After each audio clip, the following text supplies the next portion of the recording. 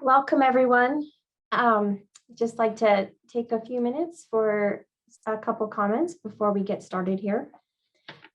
As we work towards better inclusive practices here at IBS, I have a few brief reminders. We will be using the chat and raise hand features for clarifying questions during the presentation, but please hold all other questions until the end. We have enabled subtitles and the ability to view a live transcript. If you use the CC button at the bottom of the screen, you can view the live transcript or turn on or off the subtitles if needed. I wanted to note that we are recording this meeting. And while we do appreciate to see each other, and you're welcome to have your camera on or off, it is helpful for the speaker to not feel like they're speaking into the void, but we also understand if you need that off. If you would like to rename yourself or include your pronouns, please do so. And if you need help with that, please privately chat me and I can help. And then I would like to take this moment to read our land acknowledgement before we get started. As we gather, we honor and acknowledge our land. As we gather, we honor and acknowledge that the University of Colorado's 4 campuses are on their traditional territories and ancestral homelands of the Cheyenne, Arapaho, Ute, Apache, Comanche, Kiowa, Lakota, Pueblo, and Shoshone nations. Further, we acknowledge the 48 contemporary tribal nations historically tied to the lands that comprise what is now called Colorado. Acknowledging that we live in the homelands of Indigenous peoples recognizes the original stewards of these lands and their legacies. With this land acknowledgement, we celebrate the many contributions of Native peoples and also recognize the sophisticated and intricate knowledge systems Indigenous peoples developed in relationship to their lands. With that, I will turn things over to Amanda, who will introduce our speaker. Thank you.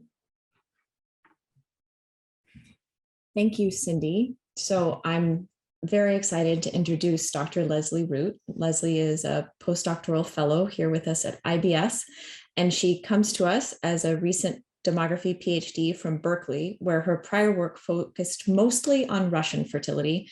The Russian fertility context is very informative given the current circumstances of fertility in the United States, although it has some key departures, of course, from ours. And it was her work on Russian fertility that initially alerted me to Leslie's existence. She gave this masterful PAA presentation about the changes in the demography of fertility in Russia that completely changed the way I thought that we could use fertility measurement to understand social change in the US, which is of course where I'm solipsistically obsessed with everything about fertility.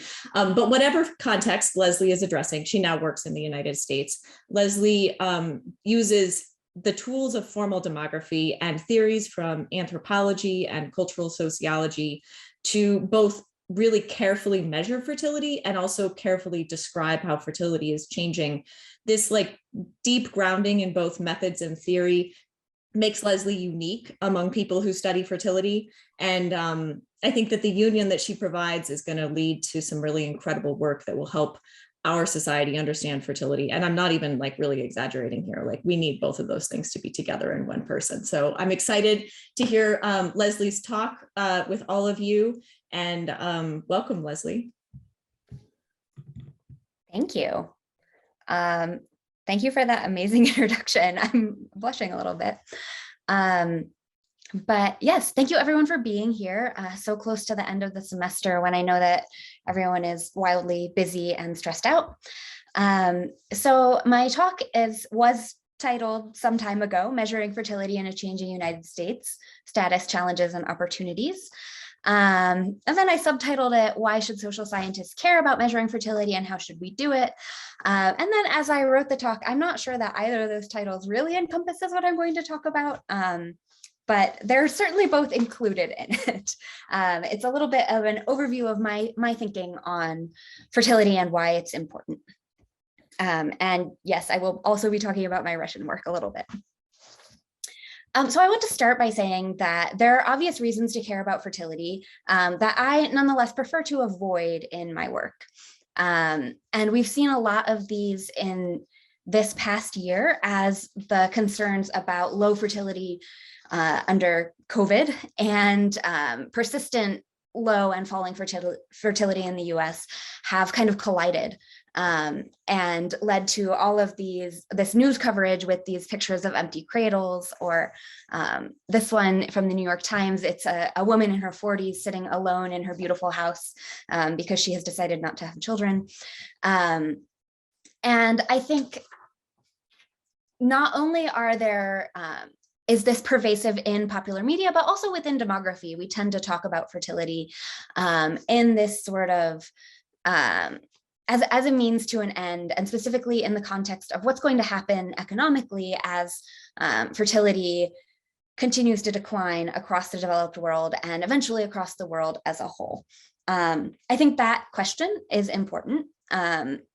Fertility rates and population growth are undoubtedly important for how the economy functions, but I don't think that they're a reason to care about fertility. I think that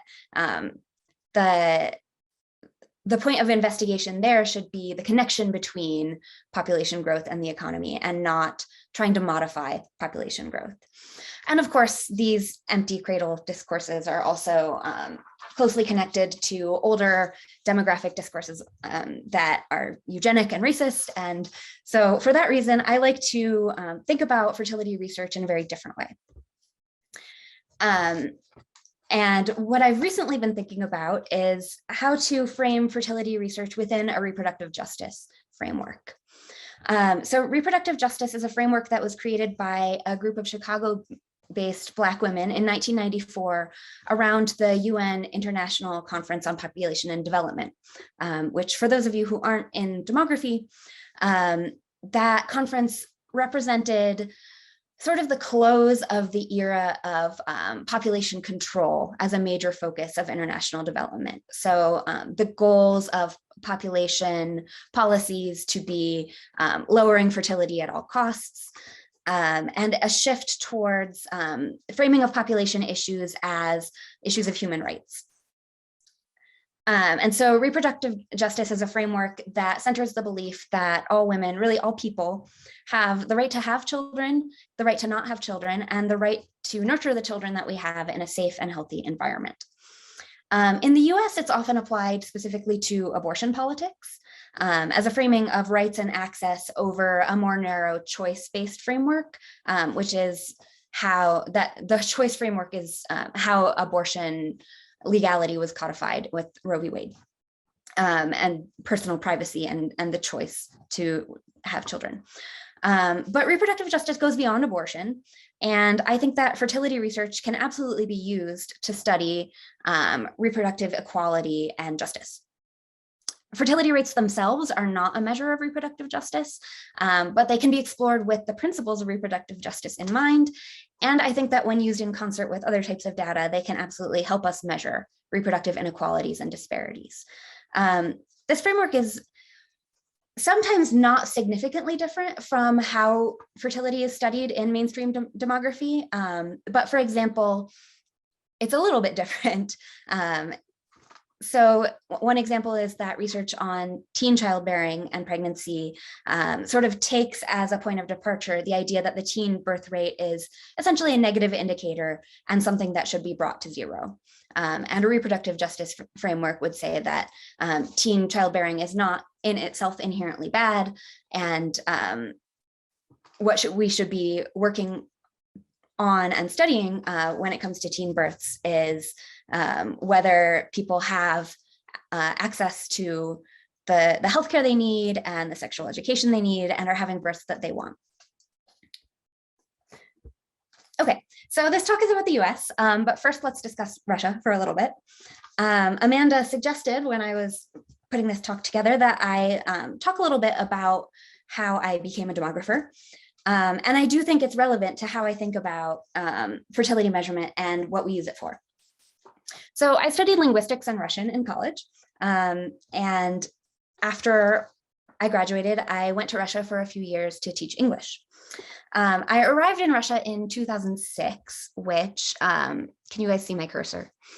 On this graph is this point right here, right before Russia's birth rate really started to take off after the collapse to what demographers call lowest low fertility levels. That's a period total fertility rate, or TFR, of under 1.3 children per woman.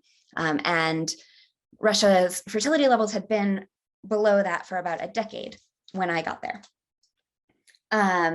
So this was a context where talk about demographic crisis was pervasive. I don't think I had ever thought about demography before that, but suddenly the idea of demography and the idea of a population crisis was all around me. It was understood to include both low fertility and high mortality, which were both major aspects of Russia's population dynamics after the Soviet collapse. But it seemed to me that fertility especially was being discussed everywhere I looked.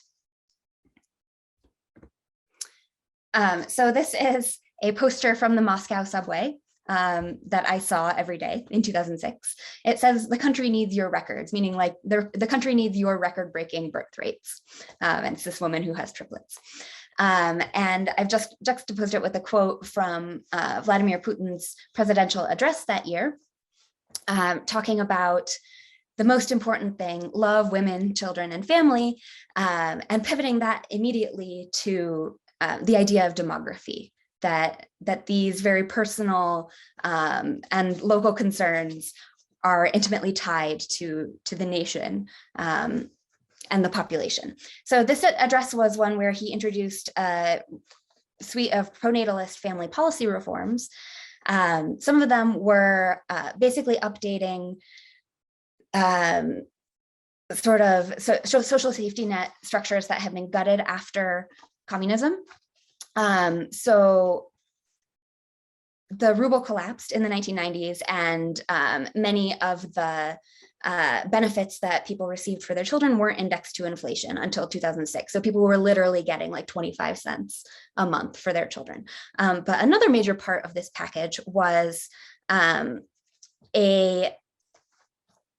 program called Maternity Capital, which grants restricted use monetary bonuses equal to about a year's average salary to parents at the birth of their second or higher order child. You can only claim it once, but if you don't claim it for your second kid, you can claim it for your third, et cetera. And it can be used for the child's education, for improving your housing, or the mother can put it into her pension fund to make up for the years that she takes off of work caring for the kid.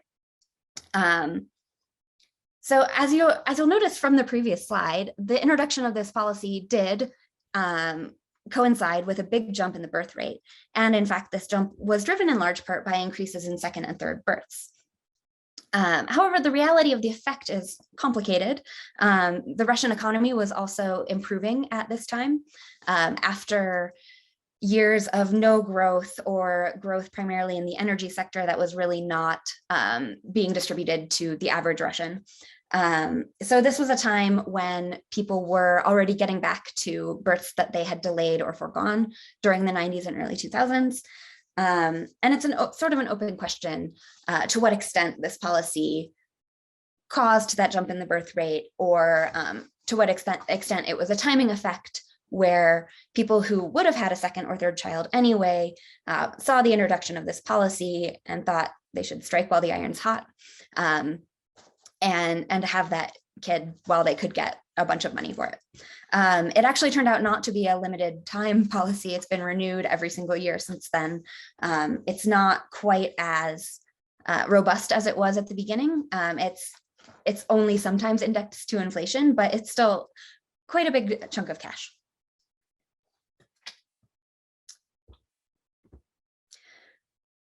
So these discourses and my experiences living in Russia made me want to begin studying Russian fertility as a demographer, which is what I did in graduate school. And one of the first things I found was something that really surprised me.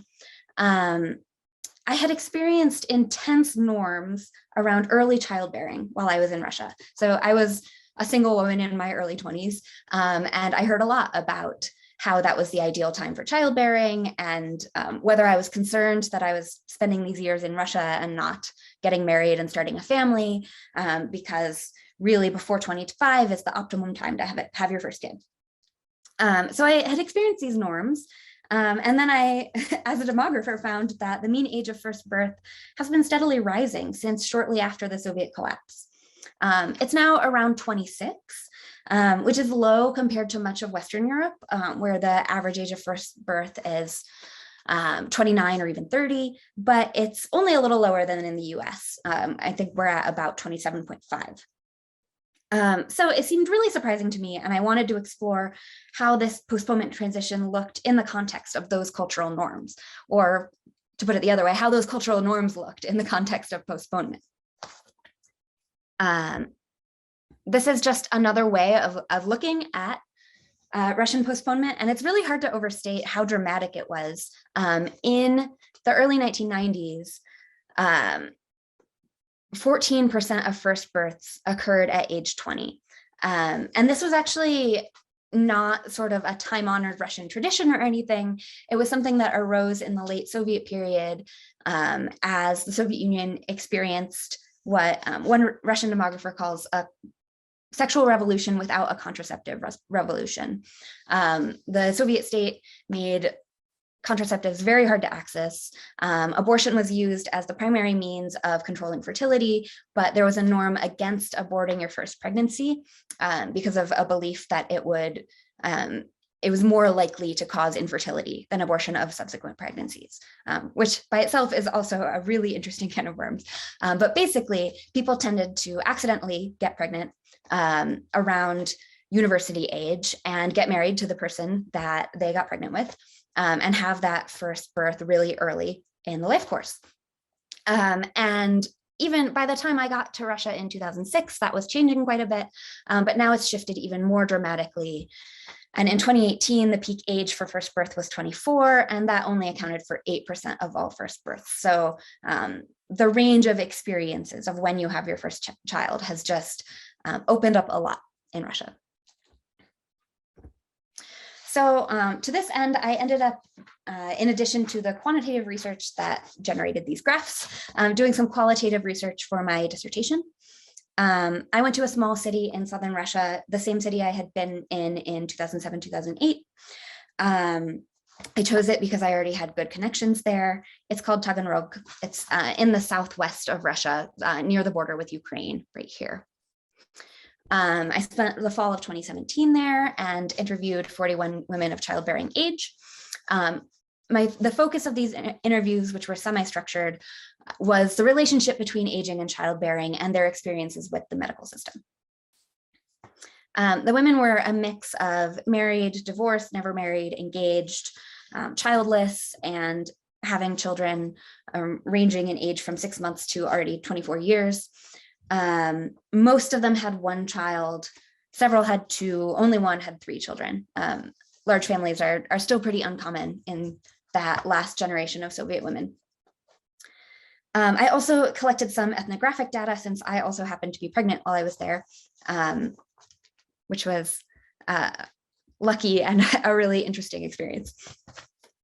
So my findings from this are not super relevant to this presentation, but I thought I would talk about them a little bit anyway, especially since Amanda said such lovely things about my cultural sociology interests. So what I found was that a rising age at first birth can maybe be explained by or is accompanied by flexible understandings of age and frailty. Some concerns about how aging affects the body and when too late is, but also some reframings of aging as a process of maturation of the body that makes you stronger and allows you to have healthier children. There's still strong condemnation in the medical system of older parenthood. The official Russian line on geriatric first pregnancy is 28, but a lot of women did not didn't take that into account, didn't feel that it was appropriate for medical providers to comment on their age, or if they did experience those comments, to feel offended by them and feel that they weren't relevant to their pregnancies. And aging and childbirth also comes with a trade-off between physically and emotionally optimal motherhood. So the women that I talked to who had had children sort of across their 20s and early 30s had different opinions on whether they had had those children at the physically optimal time, or whether they wish they had had them later when they had been more prepared, or felt that they were more mature. So basically, I found narratives that support having a child at almost any age. And I found that the concepts of frailty that had been so tied to age when I first went to Russia were now connected more to the idea of bodily balance and upsetting the balance of your body using hormones. So there was a pervasive mistrust of medical reliance on hormones as contraceptives or as treatments during pregnancy, and thus a belief in contraceptives as risky. Use of hormonal contraceptives in Russia is still low compared to peer countries, including even Belarus and Ukraine, which are very culturally similar, partly because Russia does not have a comprehensive sex education system. So people learn about contraceptives from their friends rather than in some sort of institutional setting. And then there were discourses on fragility. Again, from the medical perspective, a perspective of pregnant women as fragile and in need of a lot of intervention. Russia has a very high C-section rate, and also a cultural norm of spending a lot of time in the hospital when you're pregnant, sort of over 30 weeks, often spending 3 or 4 weeks in the hospital under observation if you have any sort of risk factors or complications in your pregnancy. Women had mixed reactions to this. Some felt that doctors were too quick to intervene, and others that they didn't receive enough care, or that they didn't get C-sections that they needed, for example. So that was my Russian work. I had another chapter that I'm not going to discuss here on abortion politics. But as to the question of whether Russian fertility trends are a harbinger for the US, probably not in terms of the plot of the total fertility rate. But I think that the thing that connects the Russian context and the US context is the political and social chatter about fertility decline. And the thing that concerned me about Russia was how pervasive this idea of demographic crisis was, even as fertility rates rose persistently until about 2016. They've fallen again now as Russia has experienced an economic recession related to sanctions because of the seizure of Crimea in 2014. But even in those golden years between 2007 and 2016, when the TFR was rising every year, this idea of how to preserve the rise in fertility, whether the rise in fertility was enough, whether women were doing their duty, were just all around. And I see similarities between that and the US context, discussing baby busts, the nearly mainstream discourse of demographic replacement among the right wing, the idea that immigration is not an appropriate replacement for fertility because it means that America will no longer be as white. It's really become much closer to mainstream than we should be comfortable with. And the increasing pace of the decades-long fight over abortion rights, as we've seen recently with the Supreme Court hearings over the case in Mississippi. But now to actually turn to the US, I want to talk a little bit about what fertility actually looks like in the US right now. So here's a plot of our TFR. Even with a slightly smaller y-axis, you can see that it's not nearly as dramatic as the fall and rise in Russian fertility. But it is true that after decades of relatively high fertility for a developed country, or a wealthy country that is, we've seen a bit of a decline in the TFR, starting with the Great Recession in 2008 and continuing. This data from the Human Fertility Database goes to 2019, but 2020 also continues the trend. So here I've added some comparison countries. I hope you can see them okay. The blue one is Sweden. So a Nordic country known for its robust social safety net and family-friendly policies. France, also known as a relatively high fertility country in Europe. They also have some pretty good policies relating to universal daycare and family benefits. And then 2 countries from regions that tend to have persistently lower fertility, Japan from East Asia and Italy from Southern Europe. So in context, you can see that you can see how the US was a lot higher than most of these countries for nearly 20 years, and how the fall has placed us sort of more towards the upper middle of the pack, let's say. But certainly, I like this graph because I think it illustrates how small of a baby bust the baby bust actually is.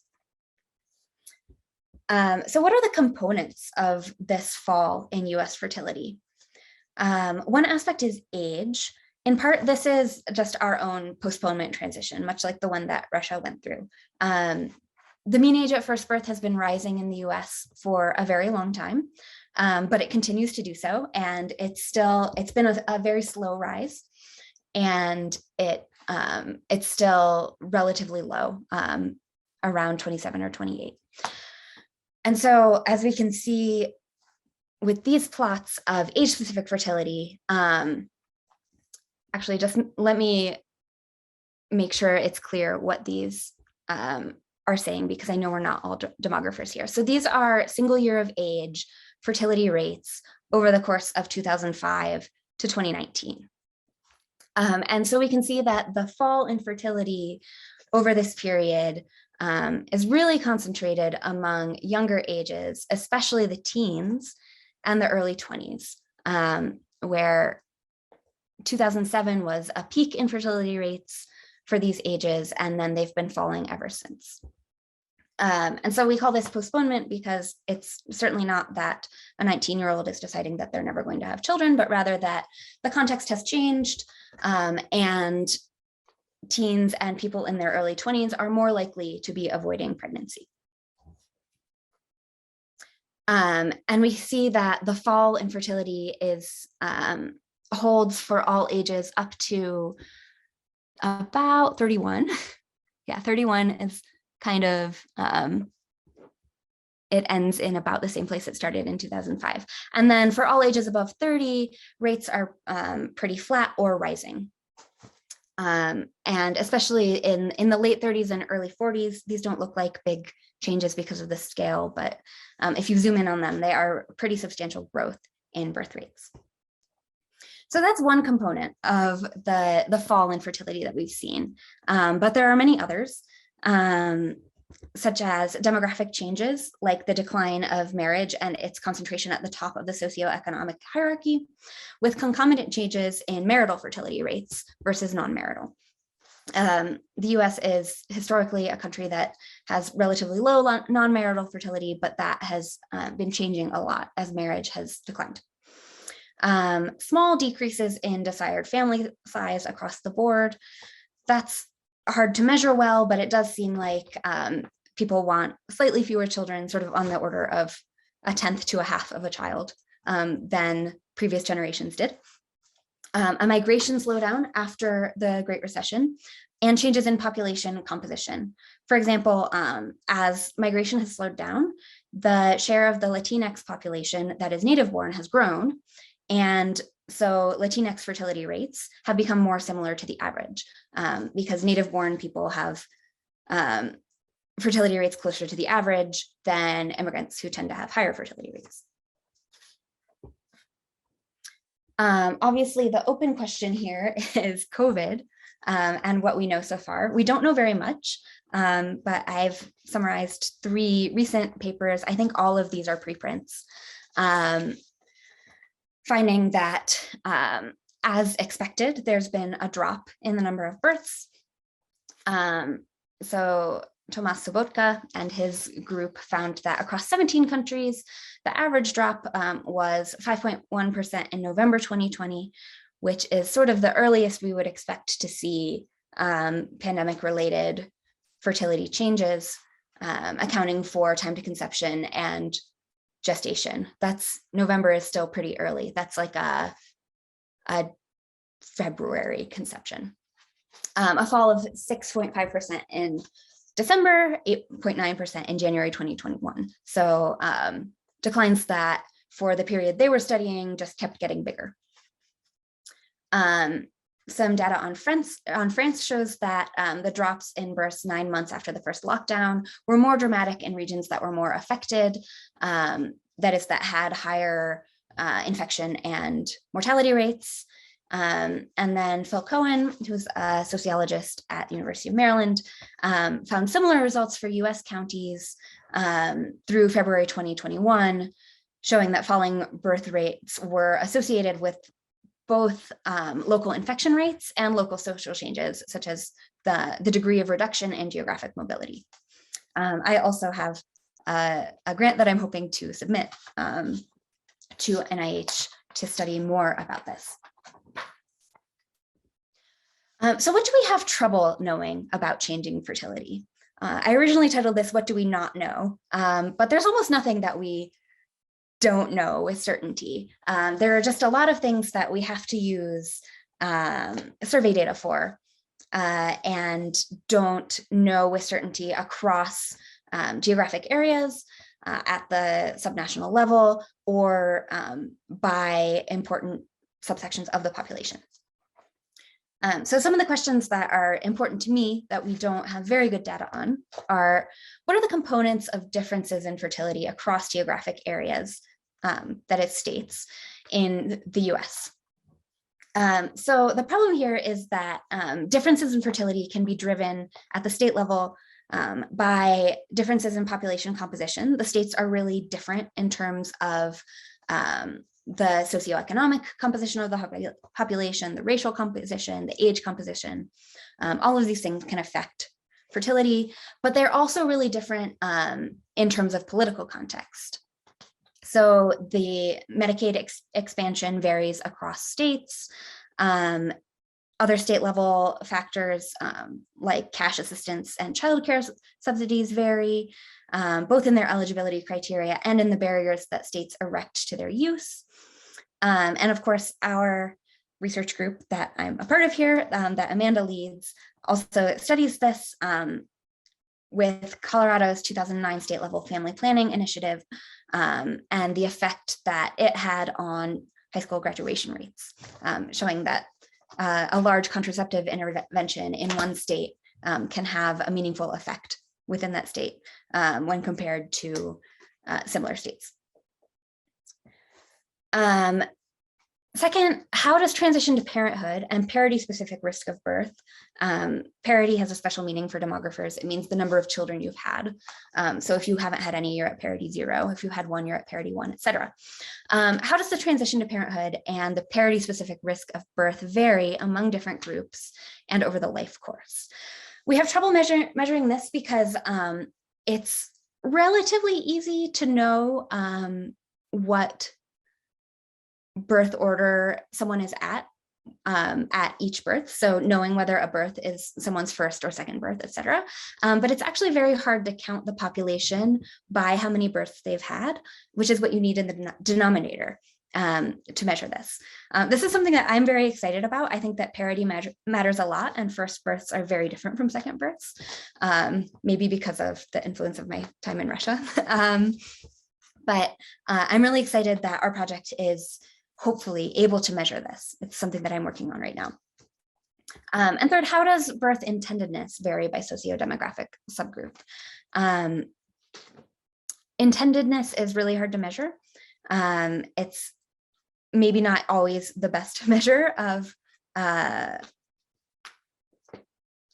well, people tend to assume that it means wantedness, but it can be measured in different ways.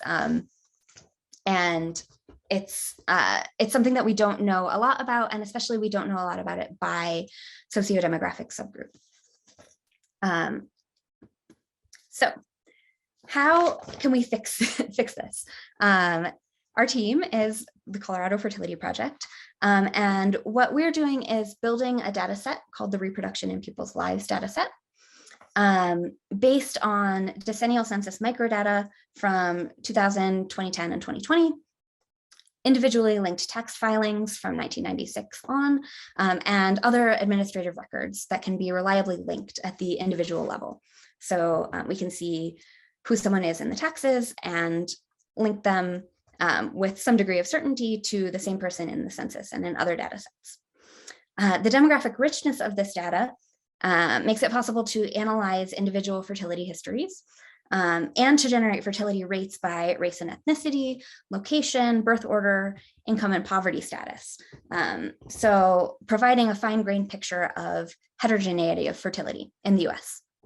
The main goal of the project, which I think I hinted at before, is to test the effect of a contraceptive intervention here in Colorado, the Colorado Family Planning Initiative, which was introduced in 2009 and at its peak of funding through about 2016, and gave a lot of money to what are called Title X family planning clinics. Title X is a federal funding designation, and basically allowed the clients of these clinics to choose any contraceptive they wanted, regardless of cost. So we're using our data to test the effect of that initiative on various aspects of people's lives, but it's also really good for looking at fertility overall in the US. We have to build comparisons to other US states. So we're generating fertility rates for the entire US. And examining broader questions about US fertility is within the scope of our work, and it's what I do. So here's a look at all of the data sources that we have access to and the things that they're giving us. Right now I'm working without the tax forms because those are very messy, and just looking at census held data and building fertility histories for people, looking at when they had their first birth, time to second birth, third birth, et cetera. This is just a little example of what this is allowing us to do. This is just a replication, basically, of CDC rates. These are estimates of age-specific fertility in California that I generated using just the census data without the IRS data. And it just demonstrates that our rates are pretty similar to the CDC rates across all of the years that we're looking at. And then we'll be able to take this data and add the demographic indicators to it, using race and ethnicity from the census and income from the taxes, et cetera, to generate subgroup rates that we don't have CDC measures for. And then finally, I just have a little look at the current research that our team is doing. So I'm working on generating those individual level fertility histories using administrative records that will then be able to aggregate into parity-specific birth rates. Other folks on the team who are here today are constructing households and measuring poverty using the tax filings, and then working on using these things to demonstrate the impact of the Colorado Family Planning Initiative on various aspects of people's lives. So college completion, fertility, poverty, and income and employment.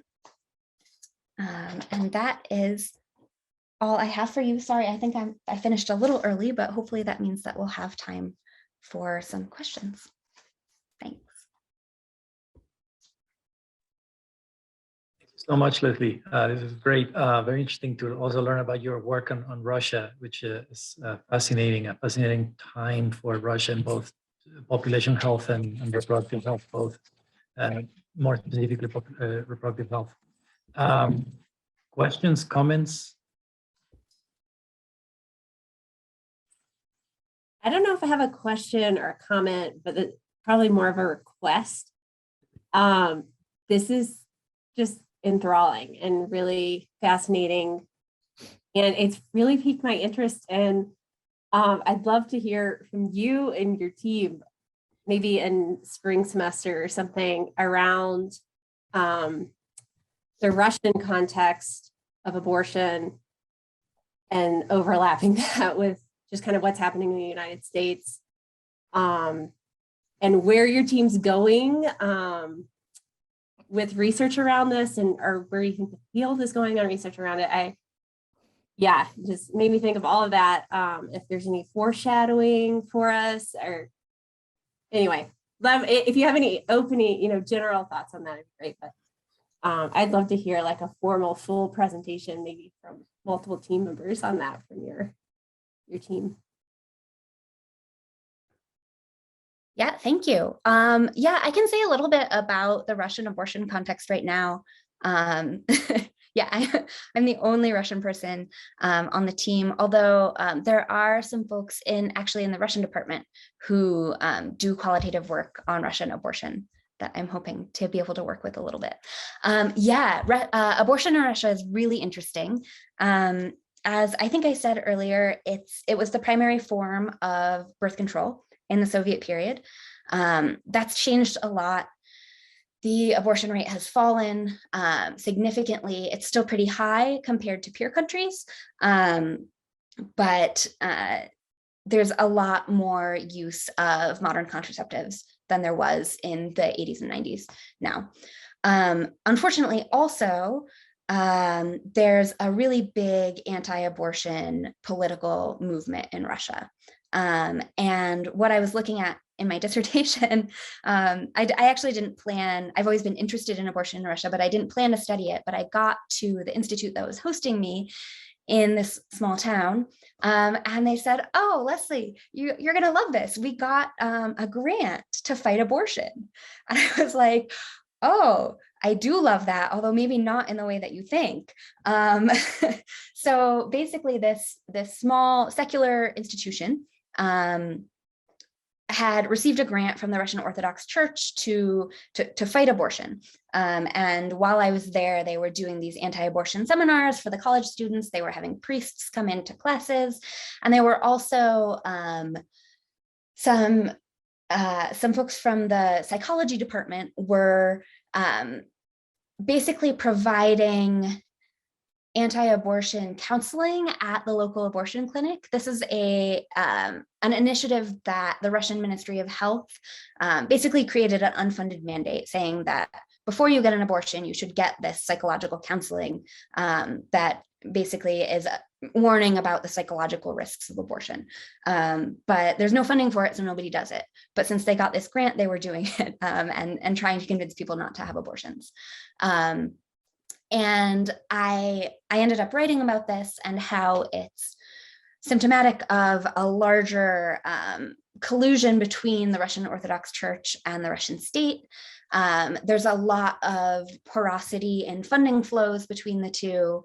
And this grant from the Orthodox Church is ultimately Russian state money that the state gives to the church, and the church dispenses to civil society organizations. There's also a really interesting connection between the American anti-abortion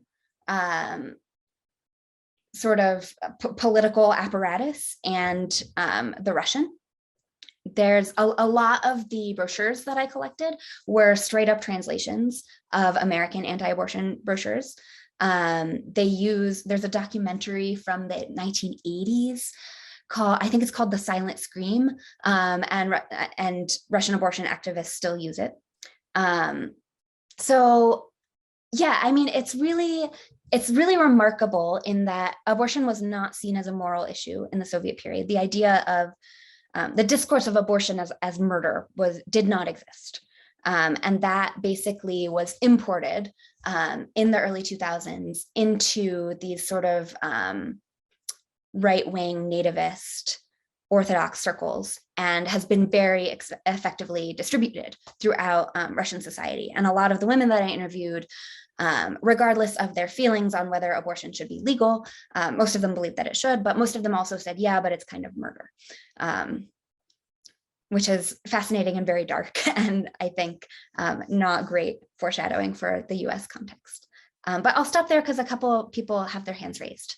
Yeah, Steph and Scott, and then we have a question in the chat. Hi, Leslie. Just first of all, I so appreciate working with you, and this was a really interesting presentation. Thanks so much. I wanted to ask something like maybe a little bit off topic, but I think that there might be other people in the room who are interested too. One of the things that I think is especially amazing about your career is that you are, although like you're junior and hypothetically could be vulnerable to these kinds of things, with the hot button topics, you're out there with op-eds in a way that I think is really, really working. And I wonder if you have thoughts, advice for the rest of us about how to do a good job getting out there in the world and also doing research. I hope you understand what I'm asking. I'm not being very coherent. No, I do. Thank you. I'm blushing again. I don't know if I have advice on that because I'm still not convinced that it's a very good strategy. I certainly have yet to see whether it will have negative repercussions for my career. But yeah, I mean, I don't know. I just, I've never been very good at having a filter on Twitter and then sort of tweeting about things that I cared about. I was very fortunate, led to an invitation to write an op-ed, and then sort of once you've written one, your name is out there and people kind of come to you. Yeah, so I feel like I've been really lucky, and I hope that I'm using that chance in a way that will be productive and will help to move the conversation in ways that I think are important for it to be moved. Thanks, Fernando. Well, thank you. I realize that that's the kind of work that often goes unacknowledged. And so thanks for putting in that time and energy. All right. Thanks, Leslie. Thanks so much for sharing your work. It was so interesting for me to learn more about. And this question may be a little bit beyond the scope of what you're doing, but just what I've been thinking about, something I thought maybe it would be worth talking about. The declines in total female fertility that you're talking about with regard to Russia and the US, I mean, they're happening in countries all over the world, even with dramatically different social, institutional, setups. Nations where the social safety net is as strong as it is in Denmark, as well as weak as it is in the US. And I guess I would like to, I suppose one possibility is that there are different factors causing it in each country. And so it's the same outcome because of dramatically different reasons. I guess another possibility is that there's common underlying factors, behind that general trend that's very broad. And so at least from my perspective in thinking about this issue, I'm sort of curious what you think about if that question and whether if there are any common drivers, what you think they might be. Yeah, that's a great question. And I think that it's that's part of the reason that I think we should be very cautious in talking about social safety nets as being pronatalist or as necessarily causing a rise in birth rates, because indeed, most wealthy countries have fertility in below replacement, below 2.1, and more in the 1.4 to 1.8 children per woman range. I think that part of it, there's a demographic answer. A lot of these places are still going through postponement transitions, and when births are being postponed, period fertility, so the measure of how much fertility is happening in this year, is going to be reduced, right? So those births may still be happening, but for older women, they've already happened. And then the younger women who are planning to postpone aren't having them yet. So I think that that's one structural factor that is universal, or almost universal in these societies. Another, I don't want to get myself in too much trouble, but I think that basically, I think that capitalism is inherently unfriendly to childbearing, and social safety nets can only go so far in remedying that. And especially in cases, as I think is true in most countries, where the brunt of childbearing and child caring falls to women. But women are also expected to participate and want to participate in the economic life of a country. I think that, so I think that social safety nets, we see them being correlated with slightly more births, but I think that is the nature of the contemporary economy, is a big structural factor that is true everywhere. Sense to me too. Thanks. Thank you. A question in the chat by Jordan Wrigley. I can ask it, Jordan, unless you want to ask it yourself, but I can ask it. Great. Thank you. So Leslie, thank you. I loved your presentation. It's really fascinating. And I'm really curious about, as you were talking about Russia, I was really curious about how mass mortality, because that's sort of my area, is mortality research, impacts fertility. I was thinking particularly of the Ukrainian famine, or more recently COVID, and how that impacts fertility choices that we make or resonates down time. Yeah, that's a great question. I think that there's probably an empirical answer about the famine in Ukraine, but I don't know what it is. And it's probably also muddied by the fact, so those who don't know, there was a mass famine during the period of collectivization in Ukraine and also in Kazakhstan. So around the beginning of the 1930s. This was hugely consequential for the course of the Soviet Union. It was actually what led to the banning of abortion for the Soviet Union in 1936. So abortion was legal starting in 1921. And then collectivization happened, and these famines decimated the population. There was an all-union census carried out. The numbers got to Stalin, and instead of population growth, there were population losses. And he was like, we can't have abortion anymore, basically, along with other changes. The justification he gave for banning abortion was that socialism had obviated the need for abortion, that women could have it all, basically, and be worker mothers. But anyway, that's not to your question. Anyway, the famine was really important. I think the waters are probably muddied by the fact that it was then just 10 years before World War II, which also caused massive population losses. I would guess that the answer depends on what kind of mortality event it is. So the Ukrainian famine, we're seeing a lot of population loss among people of reproductive age.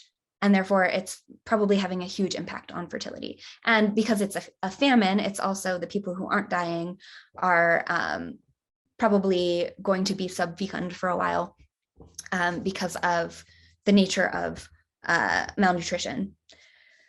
COVID obviously is a completely different story. Most of the people who are dying are not of reproductive age, but it seems like it is having a really big effect on fertility. Because now, unlike Ukrainian peasants in the 1930s, we're in a context where most of our fertility is planned. And when a massive mortality event like COVID is happening, we can say, maybe this isn't the best time to be having kids, and put that decision off, right? Thank you. I added a couple of articles on that, what Leslie was talking about in the chat as well. Yeah, thank you. All right, any other questions or comments? We have time for one and maybe two more, conservatively at least one.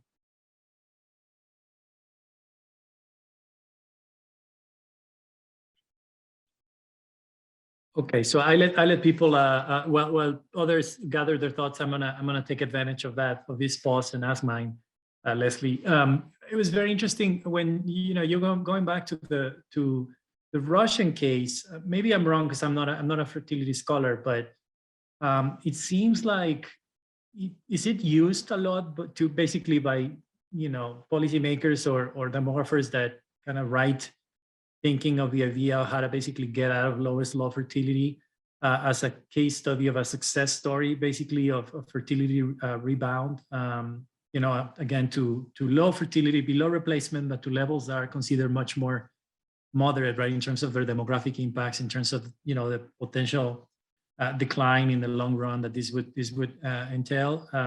Is this used at all, or do you see any lessons from that? I know that I'm not peddling the demographic winter view here necessarily, but it is an interesting policy, for societies that want to regulate their labor markets and other things in a relatively moderate fashion without any, nationalistic, nativist, panic attached to it. It might be interesting, right, that these policies seem to be working, or is it also related to this panic as well in some ways, right? Are Russians kind of buying into the nativist panic and also having more kids for patriotic reasons? That's a great question. I think my experience with how demographers and policymakers talk about the Russian case is that there tends to be a lot of skepticism around it. And I think that is both within and outside Russia. I think it's partly because people tend to be skeptical of Putin in general, rightly so. But I think that actually sometimes I think it is a little unfair. People sort of write off the maternity capital policy as being something that it's not possible for it to have had an effect. I don't think that's necessarily true. I think that critiques of it as a policy that focus on the fact that it's a one-time payment rather than something more sustainable, I think that's a good critique of it, and it's a problem that women that I talked to had with it. I asked a lot of my interviewees about the policy, and I was surprised that a lot of them were pretty positive about it, partly because Taganrog is a pretty small town. Well, for Russia, it's about 240,000 people. And there's a lot of space there to move into single family homes, and it's not expensive there. So a lot of the women that I talked to had used maternity capital to move out of their Soviet apartment buildings and into a single family home. Now, for women in Moscow or St. Petersburg, or really any of the major cities, that's not going to be possible. It's not enough money. You can maybe renovate your apartment. But yeah, I think that general response to the policy has been pretty critical. I think that I haven't encountered anyone who has actually suggested it as a case study for how to move out of lowest low fertility, which is interesting. I think that if it hadn't been Russia and if it hadn't been Putin, then there might be more positive talk about it. Okay. Well, thank you very much again. This has been a great talk about different issues that pertain to fertility and its measurement and its understanding. So I really appreciate it, and appreciate everybody for coming for our last talk of the semester. Thank you again, Leslie. Yeah, thank you everyone for coming. I really enjoyed it. Great. Yeah, and the next semester, if folks from the project want to talk about abortion in more general, we can organize a talk as well. Let us know. I'm sure they will be interested in that. We'll keep that password protected for sure, but yeah. As we normally do anyway. But yeah, this has been great. So thank you everybody for a nice semester